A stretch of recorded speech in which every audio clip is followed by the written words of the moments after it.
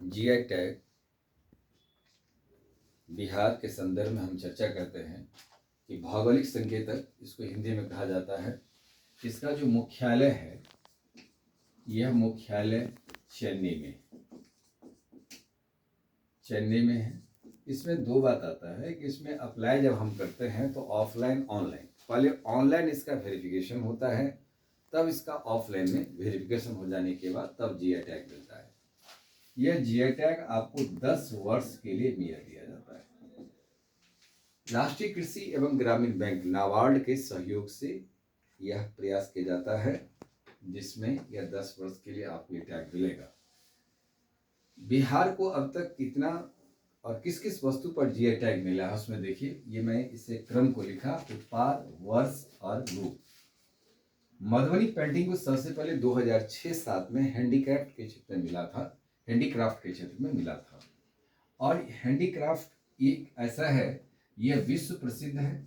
Madhubani painting यह Japan के तोकामाची शहर में इसका एक म्यूजियम भी है, तो विश्व प्रसिद्ध है यह हैंडीक्राफ्ट मधुबनी पेंटिंग, जो भगवान श्री राम के यानी आदि ऐतिहासिक काल से यह चलती आ रही है मिथिला की धरती पर। इसलिए मधुबनी उसका एक हर्ट कहा जाता है, इस मधुबनी पेंटिंग के नाम से जाना जाता है। वहाँ के मैक्सिमम कलाकार जो उम्दा प्रदर्शन किए और राष्ट्रपति से सम्मानित भी हुए, पद्मश्री सम्मान भी मिला, ये मधुबनी के ही कलाकार हुए। एप्लिक खटवा वर्क जिसको 2007-08 में ये हैंडीक्राफ्ट ही है। सुजनी एम्ब्रॉयडरी 2007-08 में हैंडीक्राफ्ट में मिला। सिक्की ग्रास 2007-08 में ही हैंडीक्राफ्ट में मिला। भागलपुर सिल्क 2012-13 में मिला। इसमें अब एक बार देखना है कि हैंडीक्राफ्ट के क्षेत्र में तो मिला, लेकिन उसके बाद इसका लोगो भी मिलना जारी हुआ, जिसमें ये एप्लिक खटवा वर्क जो था 2007-08 में मिला, इसका ये लोगो 2016-17 मिला।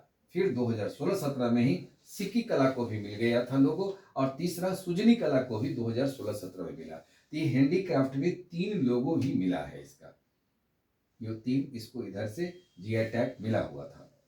फिर अब कृषि के क्षेत्र में देखें तो जर्दालू आम 2017-18 में जर्दालू आम मिला। जर्दालू आम में भी एक बात बता दे कि भागलपुर में चंपा नदी के किनारे जो आम लगाए जाते हैं, उस आम की सुंदरता और उस आम की मिठास अलग होती है, उस और गंगा किनारे का थोड़ा सा स्वाद में अलग आ जाता है।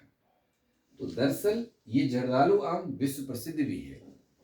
कतरनी चावल और चंपा नदी के नज़दीक में जो कतरनी चावल है, यदि कतरनी चावल चंपा नदी के नज़दीक में से यदि आप खेत से निकालते हैं, उसकी चूरा या चावल को एक रूम के अंदर बंद कर दिया जाए तो पूरी रूम में इसकी सुगंध आ जाती है।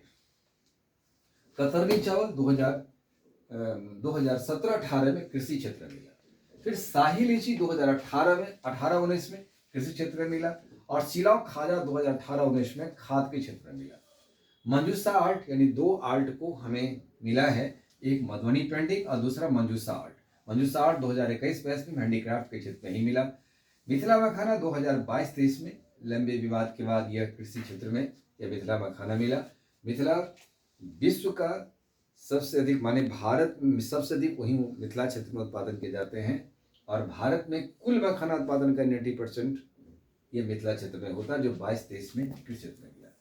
अभी फिलहाल प्रस्तावित जो आया है कि और भी हमारे बिहार के उत्पाद हैं जिसको लाया जाए जीआई टैग में, इसका ऑनलाइन इसका वेरिफिकेशन हो चुकी है, इसका ऑफलाइन वेरिफिकेशन होना बाकी है। इसमें गया का तिलकुट और पत्थल कटी, हाजीपुर का केला, और वास्तविक में हाजीपुर का केला विश्व प्रसिद्ध भी है। नालंदा का बावन बूटी, उद्वंत नगर ये आरा में आता है, ये आरा में आता है।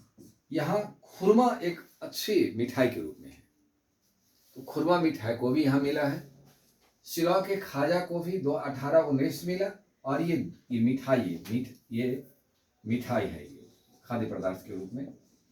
और ये दूसरा यदि ये मिल जाता है उद्वंत नगर का खुरमा का, ये दूसरा मिठाई यहाँ आ जाएगा।